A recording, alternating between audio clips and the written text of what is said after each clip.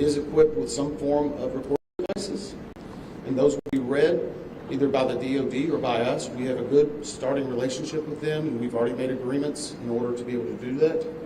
So I feel comfortable in what we're going to be doing. The other question was about air traffic control. We received a very large package of information from the FAA at about 3 a.m., I believe, this morning. That is still being reviewed and analyzed. I would say there's a lot more information that usually comes in that than what you may find online and people might speculate about.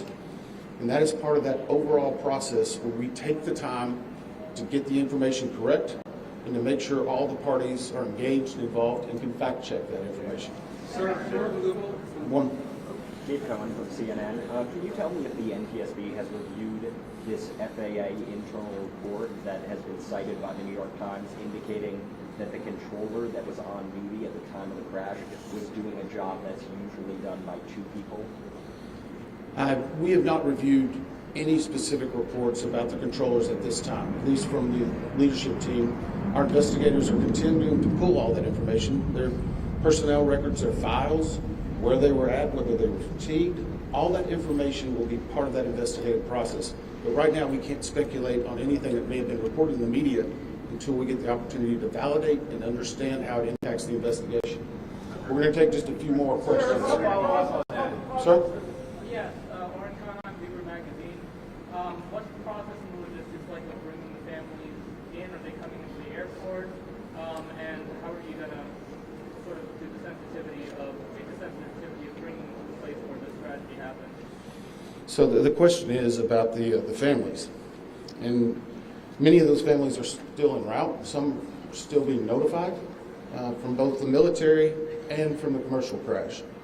There is a family assistance facility that's being stood up by American and PSA Airlines in Bethesda, Maryland. They've already been working on that, standing it up. Our team from our disaster assistance team has also been coordinating with them. We plan on briefing them. It is customary that at some point, if the families wish to go to part of the accident site, that we would arrange such a thing, but it will only be when we know that it's safe, we have the correct perishable evidence, and we can do it in the proper modesty that should be for those family members. It will be a little bit of a process, but it will take some time. Sir, to follow up on the air traffic control system. No.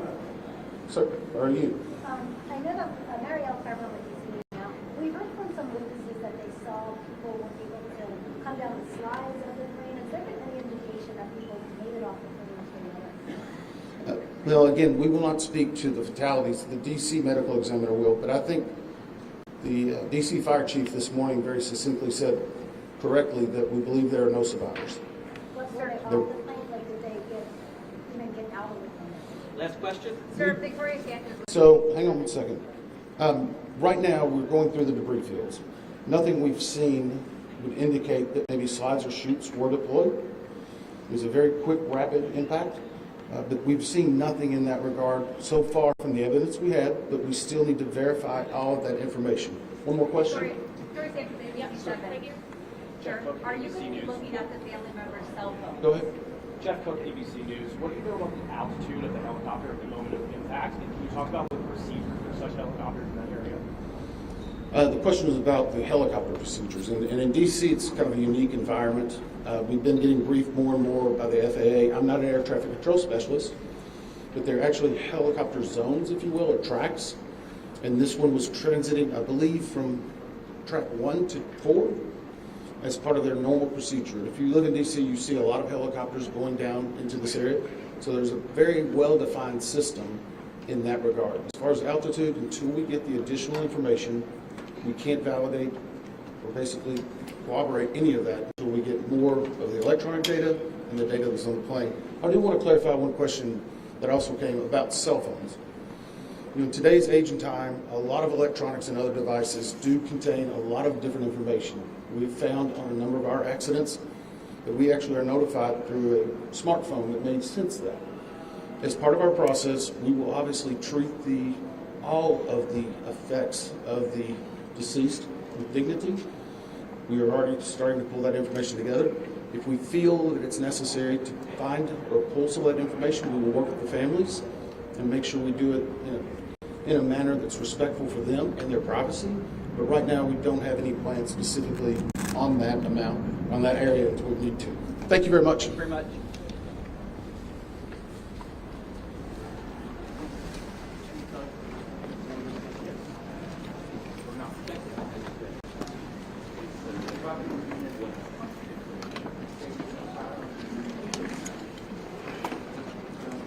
Hi, for further updates on media briefings and other developments, please follow on X or Twitter at NTSB_newsroom.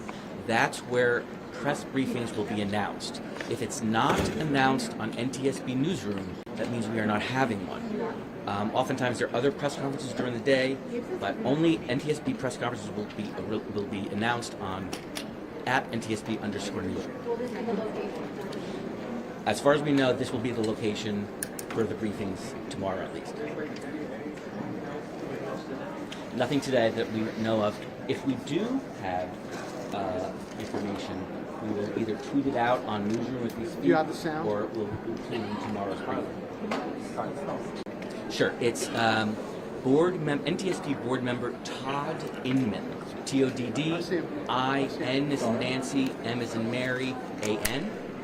And it's NTSB board chairman Jennifer, regular spelling, Homendy. H-O-M is in Mary, E-N is in Nancy, D-Y.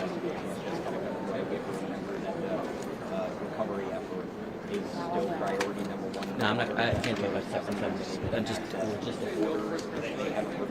we have no press scheduled tonight. If we do have additional news to announce, it will be on Newsroom. Probably here, probably around possibly right at the same time. Once again, please do not call media relations to ask about